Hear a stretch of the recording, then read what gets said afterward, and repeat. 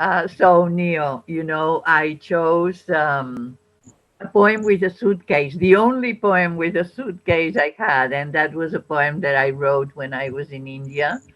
The only time in my life I have been in India, and I had a wonderful 6 weeks there.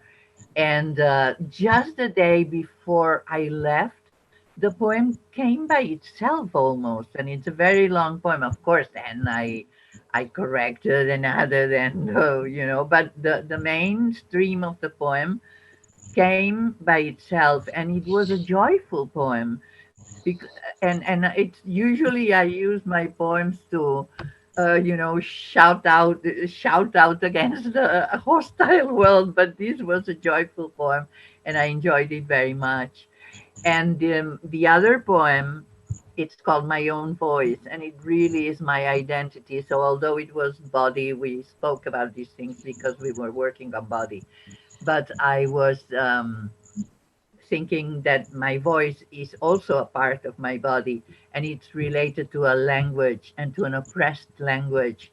And so that's why I say things like, then it started with sounds, but then it came words, our words and the other people words, because when you're in your own home and you're being insulted because you have your own voice, and then it's me through my voice, it's my identity through my voice.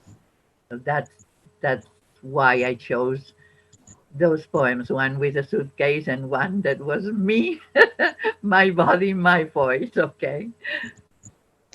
Wow, those are awesome expressions, or put into, encapsulated into words. And I enjoyed every bit of your recitation. And I'm just going to briefly share on the inspiration behind the poems. The theme was suitcase, and because I'm a migrant, and also even before being a migrant, I've always, back in my home country, I could never stay in one place. I always had to work in different places, and also because of creativity and the arts, we always had to travel. So now, when we were given the themes, one of my suitcase actually broke, because we as migrants, when you are still in immigration process, you'll be moved from one place to another. And so when this theme came, I just also I keyed into it, because even where I grew up, they are bushmen, the Khoisan. So they are like, no, they have a nomadic life. So sometimes I was just wondering, me moving around so much, is it because of the territory that I grew up in? Does the influence come from? Although I'm not biologically, a nomadic. Um, so that was the inspiration for this poem, that we carry suitcases filled with stories, and also, it has a bit of an identity theme as well, being a nomad. Yeah, so that was the inspiration of the first poem that I did. And the second poem, identity, it has the embodiment of self representation, and not being conformed to to the standard of this world. There's so much body shaming, and even as an African woman, when you are described, it's always like as if full lips, it's something that isn't beautiful, as if having hips, and having a curvy, and it's not really well. And the inspiration came also from both my two daughters. I'm big boned, I'm chubby, but both my two daughters, they have a little bit more than I have. And I always, tell them that you're fearfully and wonderfully made. You are beautiful. And when we were told to come to write up something relating to identity, I just had to put it out there loudly, that this is part of my ancestors. I carry the DNA of my ancestors from me, and I carry light. I didn't even choose my chromosome, so this is me. accept it, embrace it, because I have, and I'm enjoying it so much that my body has so much musicality to it. So in a nutshell, that's it. Yeah, and that's something that we have in common, as we have sometimes spoken about. I don't feel like a migrant, but I feel like an exile many times. And it's not that I had to leave my country because I was being persecuted directly, individually, although many people from my country have been. But and especially, well, my family has been imprisoned and all these things. But I just felt so in the margins, and many times so locked up in this country, which is not a country, it's a prison of different nations. Spain is a prison of different nations. And at this precise moment, we are really being very much imprisoned. And once again, I feel like going out and never coming back, which has happened several times in my life, because and that's why the idea of exile rather than migrant.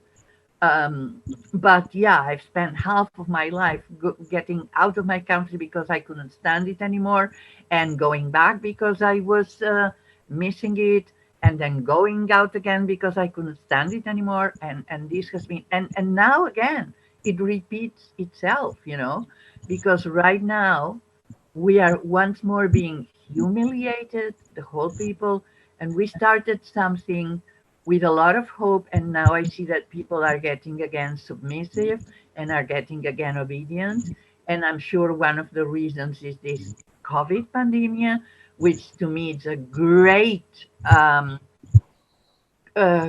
trial of controlling people to see how much are we going to be willing to obey, and I see that people here in Catalonia specifically have been so used to submission that they just obey and obey and obey.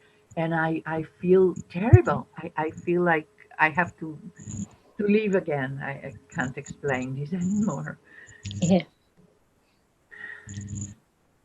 It was wonderful having this chat and going through the creative process with you, and just sharing in the rich culture of your language as well. And yeah, I'll grow into writing in my own language as well. I'm inspired by you. Thank you for your Oh, time. thank you. Thank you. Do it, please. It has been for me so enriching as well, because, your poetry is beautiful, and you are a very full woman. And I didn't know anything about Africa, really. The only country in Africa I've been for 10 days was Morocco, the only country in Africa. But it's something completely unknown to me, except for a few films, for a few things. And you don't know how distorted you get, the information that you have about something as complicated. But Africa is our origin, the origin of all of us. Yeah. It's Mother Earth itself. And, to me, there is a bit of this in you. I love your poetry, and I think you're a wonderful person, and I hope someday we can meet in person. Surely. Thanks to the Suitcase of Poetry. Thank you for having us. Indian Kaleidoscope. I take with me a suitcase full of colors and fabrics, mandalas, and surprises found in tiny shops, in the dust of many streets, where unstoppable the many honks have a dialogue. Let me overtake you. Careful, here I come. Wise up, man. Hey, what's the cow? What is this dog thinking about? Please. Among three-wheeled modern rickshaws and monkeys and dogs and all kinds of pedestrians spread through the bright heat that hides and shows everything. Suddenly, the underground temple lights up, protected by Ganesh, while outside Hanuman grimaces and hides among the branches, so as to invite us for a later meeting in the darkness of the forest. And Shiva teaches us to be flexible using yoga, and from one position to the other, we renew our endocrine glands and become young with the non-doing wisdom, because both dance and rest are Brahma. Polar duality is, in fact, inseparable unity. Spirit woman, I hear the hollow sound within the whirlwind, beckoning me to escape, to explode into flight, embrace the vivid sky. Without a ticket, without hurried goodbyes, I carry a suitcase bursting with anticipation. To see fresh faces, to hear new dialects, eat food that pulls my palate in diverse direction. They say I'm a wanderer. I chase the sun, I dance to the rhythm of thunder. My feet carry light, my spirit finds its home in my footsteps. Spirit woman. Zip codes and addresses cannot contain me. Neither is my name tied to a location. The universe and all its fullness, I need to see. There is soul in my footsteps. They say I'm a wanderer. I chase the sun. I dance to the rhythm of thunder. Veu pròpia. Al principi eren sons o emocions que captava de l'entorn i feia meus. Identity. My body has a language of its own. Alguns, d'altres m'esporuguien. A dialect not foreign to my ancestors. Després van venir les paraules, les nostres i les dels altres. Evolving to the speed of light, swaying to the rhythm of life. La veu se'm deixondia, es deixava anar, construïa història, jugava. In or out of body, adorned by a coat of melanin. Més tard va ser una veu que es defensava. Sassy, curvy, funky, coscolihai. Que cridava enmig de la nit, dissentia i argumentava. Sparkling eyes, full lips. I could go on, you know. Va aprendre a interpretar, a canviar de mons, adaptar-se i experimentar. When I speak of my body, Hi havia silencis que feien por i llavors la veu sortia de mare.